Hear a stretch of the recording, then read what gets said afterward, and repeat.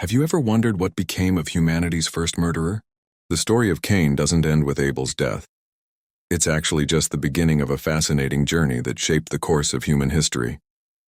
After Cain killed his brother Abel, he was consumed by fear and guilt.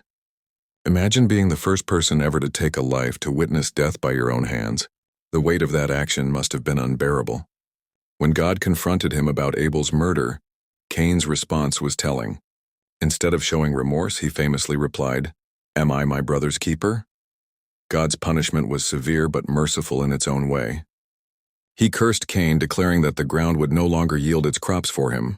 Cain, who had been a farmer, would become a restless wanderer on the earth. But here's where it gets interesting. God also placed a mark on Cain. This wasn't just a brand of shame. It was actually a form of protection, ensuring that no one who found him would kill him. Now you might be wondering, who exactly was Cain afraid of? And more importantly, where did he find his wife? This is one of the Bible's most intriguing mysteries. According to Genesis, Adam and Eve had other sons and daughters besides Cain and Abel. While it might make us uncomfortable today, the implication is that Cain married one of his sisters. Remember, this was the beginning of human history.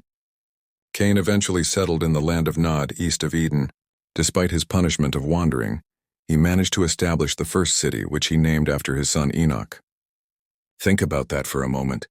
The world's first murderer became the world's first city builder.